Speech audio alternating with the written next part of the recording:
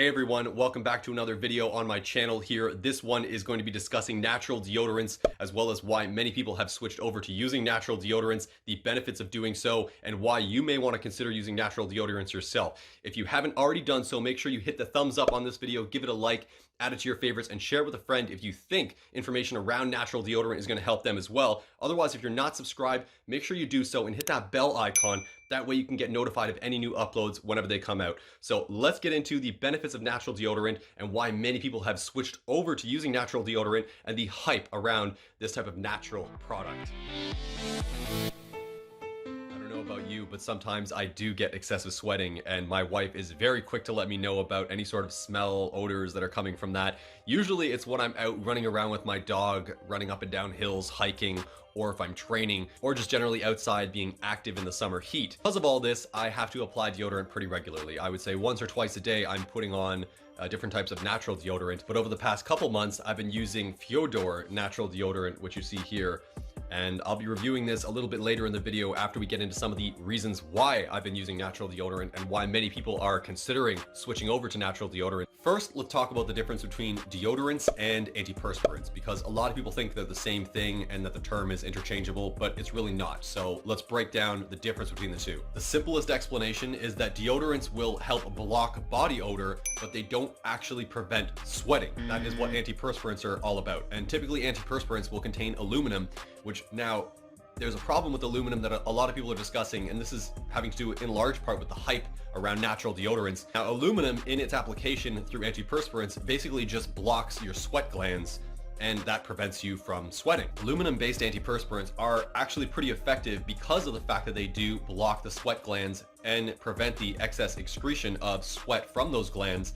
Now, what ends up happening is that the bacteria that's actually contained on the surface of your skin never has an opportunity to reach those sweat glands because they're completely blocked off. And the benefit of that is that it prevents the odor.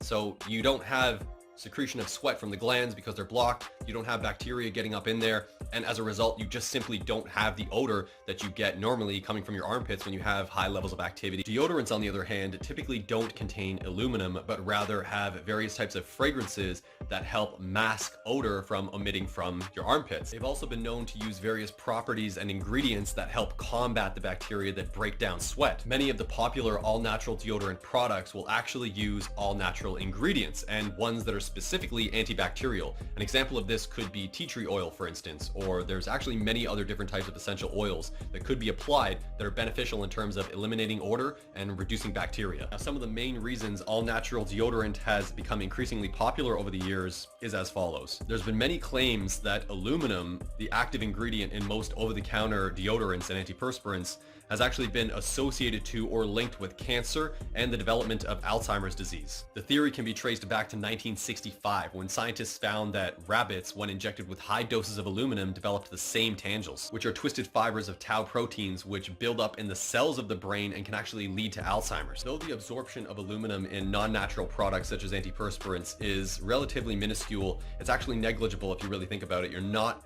really absorbing that much unless you're constantly applying antiperspirants all day long, but I don't think you're doing that. I would still just suggest laying off of having added metals in your system, even though you do have them environmentally, even though you do kind of have them in your food and everything like that.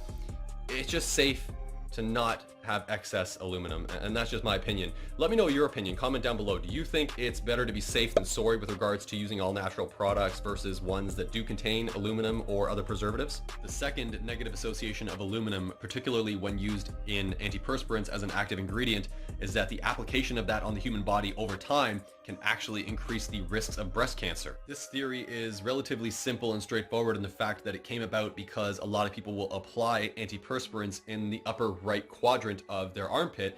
And not just that, but the fact that a lot of breast cancer is initially detected in the upper quadrant as well. So I wouldn't say that necessarily correlation equals causation in this case.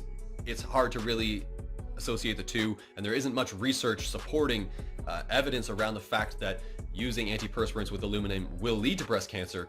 But in my opinion, it's just simply not worth the risk. Everyone does have aluminum in their bodies kind of naturally, And also environmentally, you're exposed to aluminum all the time in your food, just as you walk around the world. So excess aluminum in the body is really what I'd like to address in this video. It's not so much saying that having any type of aluminum in the body is going to be unhealthy or detrimental to you. That's not the case. The third negative association has to do with parabens, which is another active ingredient in most over-the-counter antiperspirants. Parabens are preservatives which are added to antiperspirants and certain types of deodorants.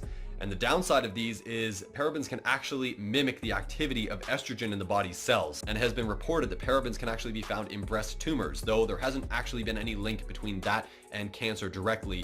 In my opinion, it's better just to stay safe. You don't want to be having something applied to your skin that is actually found in tumors. Just a recommendation. To summarize and conclude this video, I've been using natural deodorant for about 2 to 3 years now, and I don't think I'll be changing that approach, simply because the pros and cons, the pros don't outweigh the cons in terms of applying non-natural deodorants with aluminum in them, because I don't want aluminum on my skin, I don't want added ingredients or preservatives, and I certainly don't want excess estrogen in my body. So I've been sticking with all natural, such as Fyodor here, and I'll continue to do so. The only downside I see of using all natural deodorants is the fact that you have to apply them typically a little bit more frequently than you do the alternatives. And that's just simply because there's not as many preservatives in there to keep it on your body throughout the day. At least that's what I've noticed. So I'll be applying this, 2 to 3 times a day in some cases, especially when I'm very active for the day. But aside from that, there's really no downside in my opinion.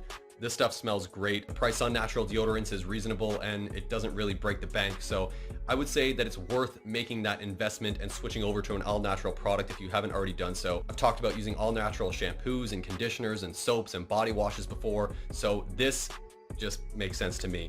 I hope you found this video informative, entertaining. If you did, please hit it with a thumbs up, share it with a friend, add it to your favorites. Make sure you hit that subscribe if you haven't already done so, and check out the link to Fyodor down in the description below. I've also included a coupon code down there for you if you want to check it out and try it at a reduced price. Welcome to do so. Otherwise, thank you for watching. I'll see you in that next one.